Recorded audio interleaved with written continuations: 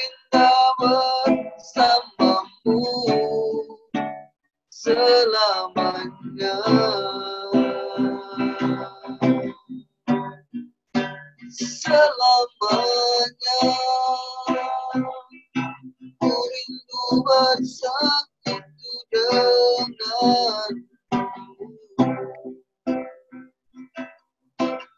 Haleluya. Di dalam hadiratmu ada sumber kemenangan, ada sumber kedamaian. Haleluya.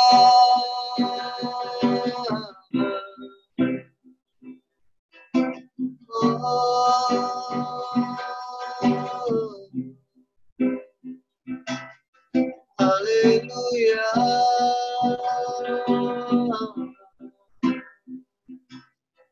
Terima kasih Bapa, terima kasih Tuhan. Haleluya.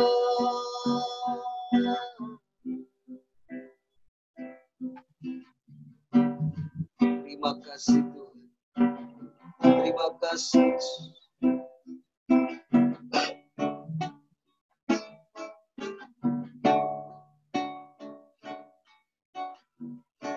Jalanmu tak tersalah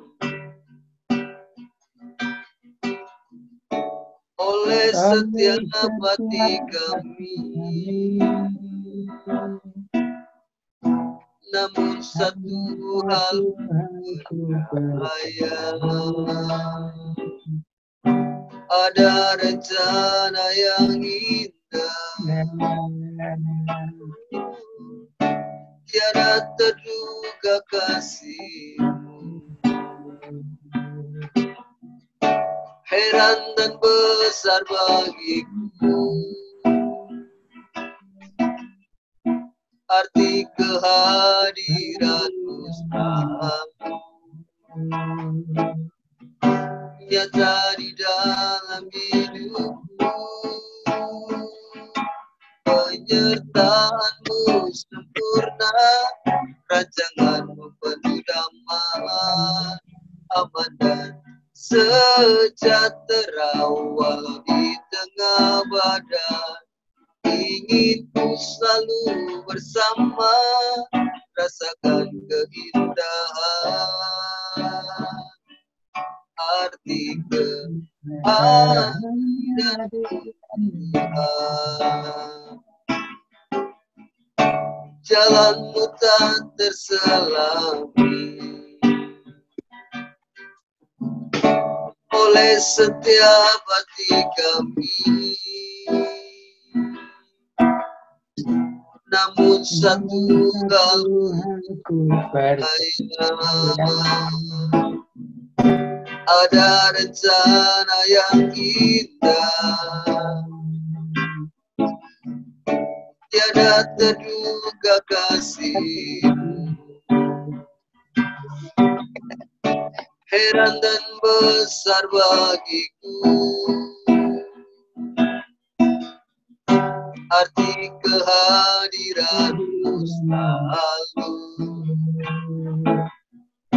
nyata di dalam hidupku. Penyertaan-Mu sempurna, rancangan-Mu damai, aman dan sejahtera walau di tengah badai. Ingin ku selalu bersama, rasakan keindahan arti kehadiran-Mu Tuhan. Arti kehadiran-Mu Tuhan. Waktu selanjutnya kami serahkan pada hamba-Nya.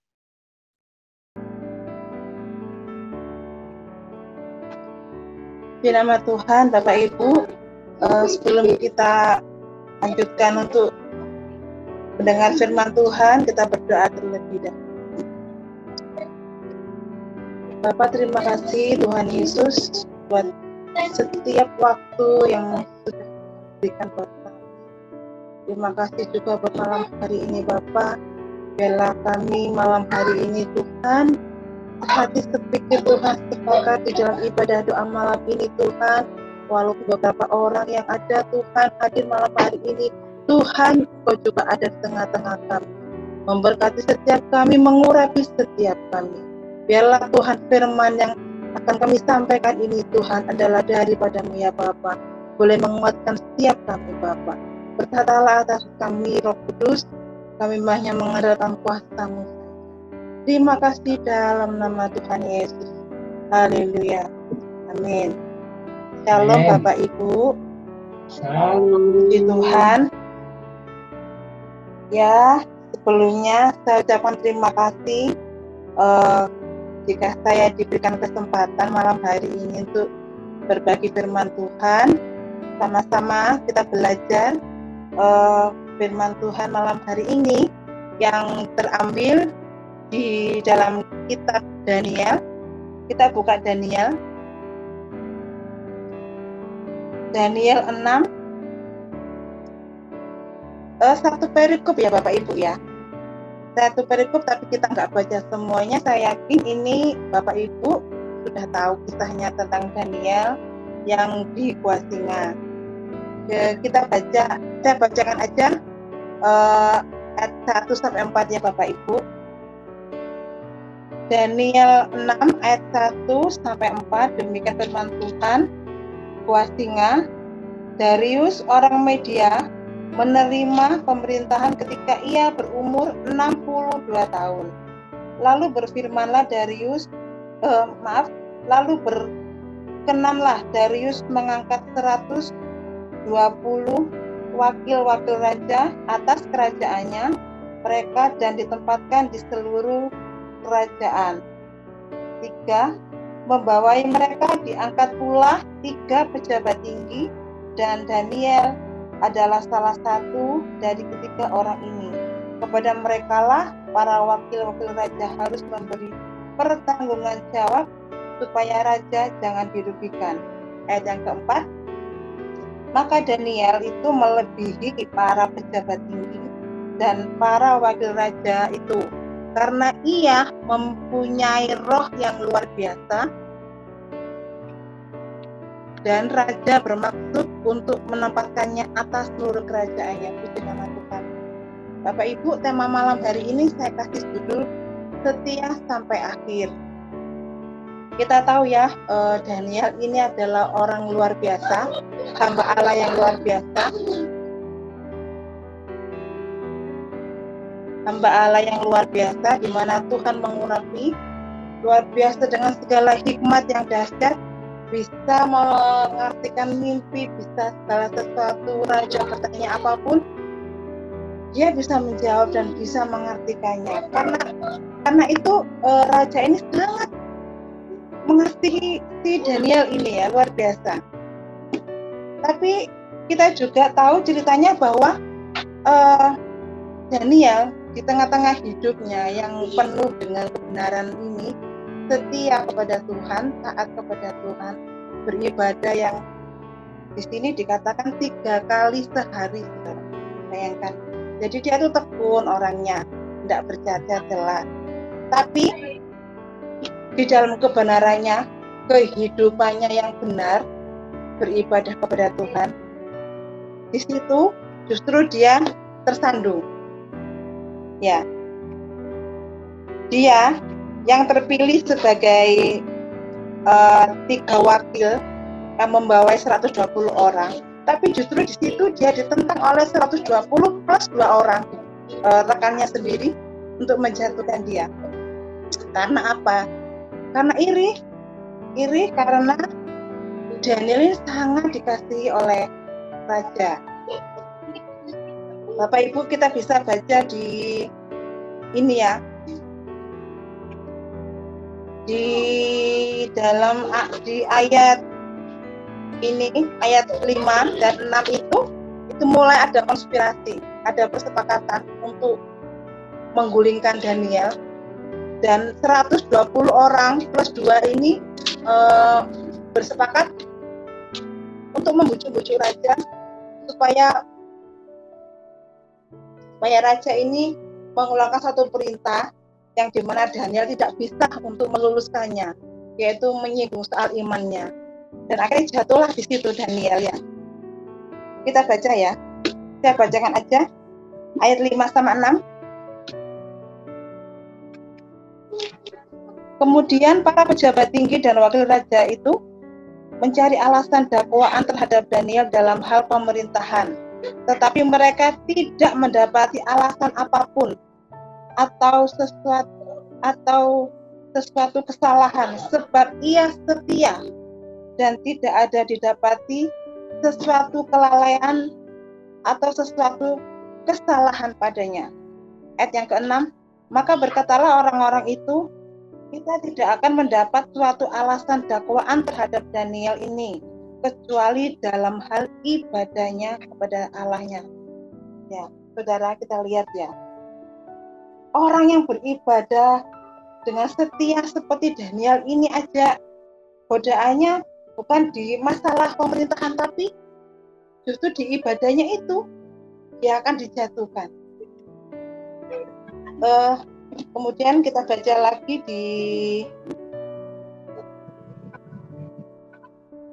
kita langsung loncat ayat 10 ya. Kita langsung loncat ayat 10. Karena dibujuk-bujuk sama beberapa orang ini, akhirnya raja tidak kuasa menolak ya, saudara-saudara. Akhirnya raja itu memberikan perintah meluluskan apa yang diminta para ini 120 orang tadi itu. Dan akhirnya apa? Raja pun memberi pengumuman bahwa jika ada yang beribadah selain kepada raja, itu akan dihukum. Akhirnya Daniel kena, saudara. Kena dan dia dihukum.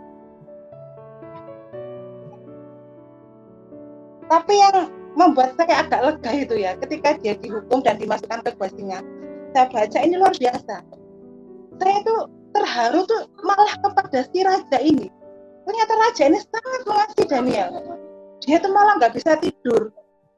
Dia nggak bisa tidur. Dia tuh mau mencari satu pertolongan. Bagaimana caranya dia itu bisa melepaskan si Daniel ini dari dakwaan yang disampaikan oleh teman-temannya tadi. Tapi dia nggak sanggup, saudara. Bayangkan ya, seorang raja ini akhirnya nurut bahkan kepada bawahannya. Akhirnya apa? Karena sudah didapati ya, seperti yang memang dimufakatkan sama teman-temannya, akhirnya Daniel pun dimasukkan ke goa. Dan yang bikin saya juga terharu itu raja ini semalam-malaman nggak tidur. Dia tuh nggak tidur, dia tuh menginginkan Daniel ini sebetulnya nggak mau memasukkannya ke goa singa ini, tapi ternyata Tuhan luar biasa ya. Tuhan mengatupkan mulut singa itu tidak mengapa-ngapakan Daniel. Dan ketika esok hari dikatakan di ayat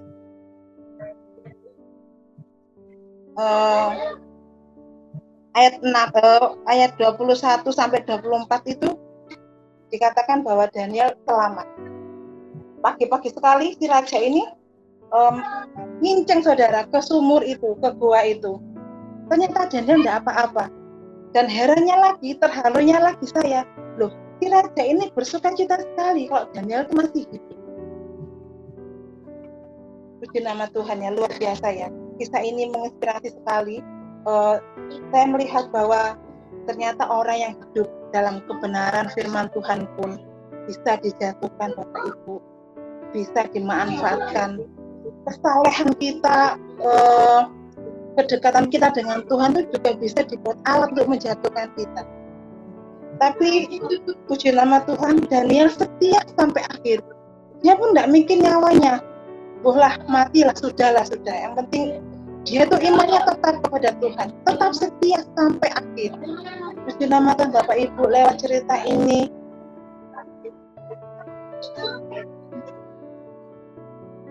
lewat cerita ini ya kita bisa mengambil kesimpulan bahwa kita juga bisa ambil keputusan kalau kita itu mestinya juga seperti Daniel, setia sampai akhir. Ya walaupun akhir-akhir ini keadaan tidak menentu seperti ini, ya kan, dengan adanya COVID-19 ini yang mengacaukan ekonomi, bukan cuma pemerintahan, ekonomi negara ini, tapi juga ekonomi keluarga-keluarga yang lainnya, termasuk saya, Bapak Ibu. Tapi baiklah kita mencontoh si Daniel ini, di mana dia tetap setia sampai akhir, tak tergoyahkan apapun yang terjadi. Demikian juga ya kita ini, marilah kita contoh Daniel ini ya, setia, tidak akan tergoyah apapun juga, dan percayalah bahwa ketika kita mengandalkan Tuhan, ketika kita berserah, percaya kepada Tuhan, Tuhan tuh nggak diem, saudara. Tuhan itu tidak menutup mata, saya percaya. Kalau boleh saya kesaksian sedikit, yang saya alami saat ini juga belum kalau saya bilang belum ada pemulihan, ya, belum ada grafiknya tuh masih naiknya tuh sedikit. Tapi saya tuh ya kalau dibilang remuk ya remuk, kalau dibilang saya hancur ya hancur rasanya. Tungguan Bapak Ibu. Masih kepikiran bagaimana nanti kalau saya bayar SPP-nya anak-anak, kepikiran harus bayar ini pakai apa, masih ngumpuli dari rupiah demi rupiah. Tidak seperti dulu, sakit memang, sakit sekali, tidak seperti dulu. Tapi sama belajar lewat firman Tuhan ini, firman ini juga buat saya pribadi, buat saya keluarga. Saya mau setia, saya tidak mau ambil pusing. Ya biarpun ditekan sekali sama keadaan, dipres gini loh, hancurkan. Tapi saya nggak mau goyah. Walaupun remuk rasanya, walaupun sakit rasanya.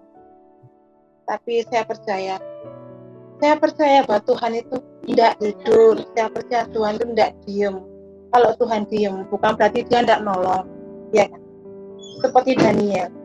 Pasrah mau dimasukkan ke gua singa. Nah ini gua singa yang saya rasakan ini juga mungkin nyatanya ceritanya seperti Daniel. Saya juga merasakan gua singa. Banyak singa-singa itu yang siap menerkam. Bahkan di awal-awal pandemi, saya tuh rasanya sudah kayak mati segan, hidup tidak mau hidup tidak mau, mati segan kayak gitu. Dan rasanya seperti tidak karu-karuan. Sungguh Bapak Ibu, saya sering berantem sama suami, sering marah-marah sama anak-anak. Manifestnya tuh seperti itu. Saya rasanya doa itu kok kayak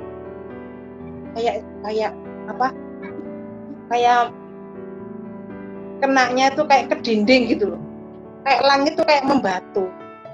Tapi saya percaya, sekalipun keadaan seperti ini, saya tidak mau iman saya goyah, saya tidak mau iman saya itu mau ditukar dengan apapun juga. Saya mau tetap setia seperti Daniel, setia sampai akhir, bila perlu setia sampai mati, sampai titik darah penghabisan. Harus setia. Tidak ada alasan untuk nggak taat, tidak ada alasan untuk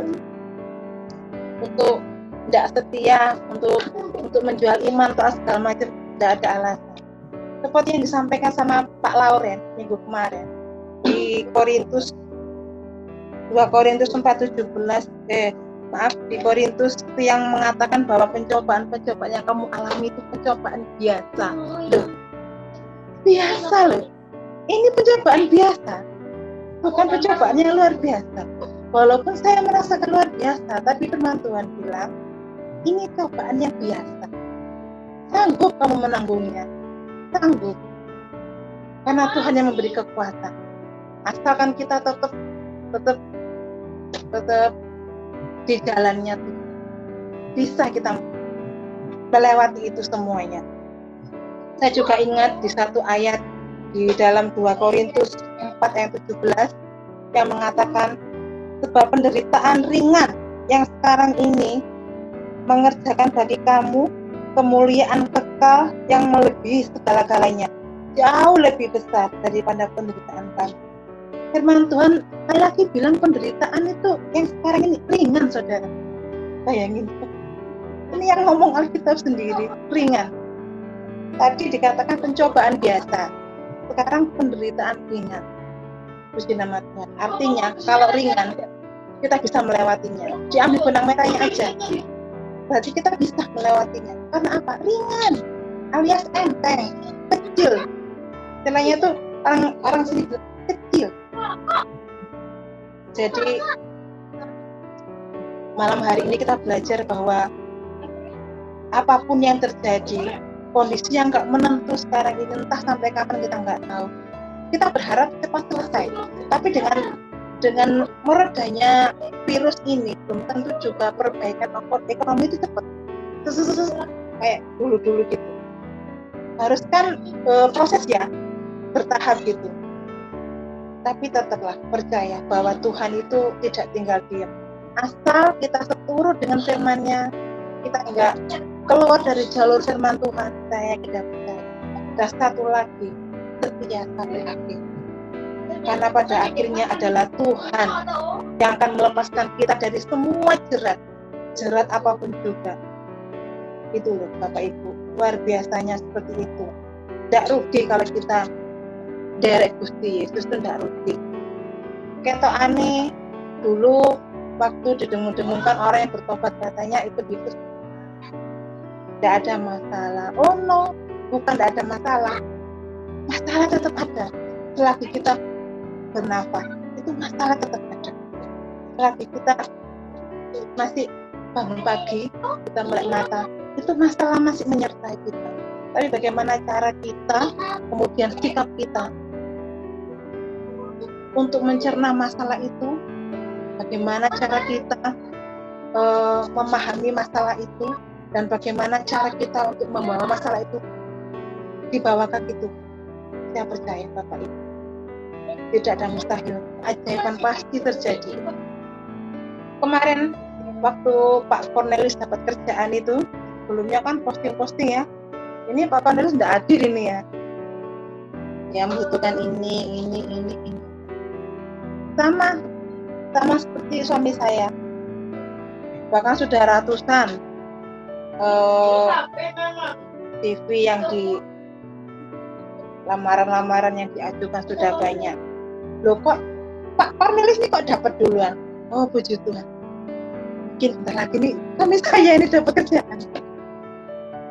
Setelah Pak Cornelis berjalan tidak sampai 1 bulan, puji nama Tuhan, hambanya Pak Yohanes dapat kerjaan.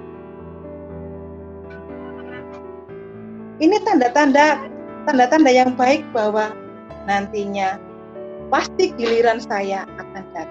Itu aja. Saya tidak mau berpikir negatif. Saya mau berpikir positif. Karena kalau negatif itu akan membuat hilang semangat, patah semangat. Nah, kalau semangat yang patah itu repot, saudara. Saya tidak mau gitu. Saya mau berpikir positif aja, ya. Supaya kalau kita berpikir positif itu akan membuat satu energi yang baik untuk kita bisa menghadapi hari-hari yang sulit seperti ini. Ya, di nama Tuhan Bapak Ibu, mari kita belajar bersama dengan si Daniel ini ya, tokoh Alkitab yang luar biasa ini. Sebelumnya di perikop sebelumnya dia bisa membaca tulisan di dinding. Setiap orang mengasihi dia. Karena apa? Karena dia tuh diberikan hikmat yang luar biasa. Jadi Bapak Ibu, di sini juga ada saya garis bawahi bahwa hikmat itulah juga yang kita butuhkan akhir-akhir ini ya. Kalau kita nggak punya hikmat, kita nggak tahu melangkah kemana, bagaimana, kita nggak tahu. Tapi dengan hikmat daripada Roh Kudus, kita bisa tahu kehendak Tuhan seperti apa kepada kita. Apa yang kita lakukan, apa yang kita kerjakan, semua itu bisa terarah sesuai dengan kehendak Tuhan. Puji nama Tuhan. Saya nggak bisa panjang-panjang Bapak Ibu, masih belajar untuk menyampaikan firman Tuhan. Saya berharap ini menjadi satu rema, bukan cuma buat saya, tapi juga buat semua yang malam hari ini hadir. Bagaimana kita mencontoh Daniel di mana dia tetap setia sampai akhir. Kalau bahasa saya sih setia sampai mati. Itu. Terima kasih, puji nama Tuhan. Terima kasih buat kesempatan malam hari ini. Saya kembalikan pada Pak Yohanes. Mungkin bisa ditambahi, Pak.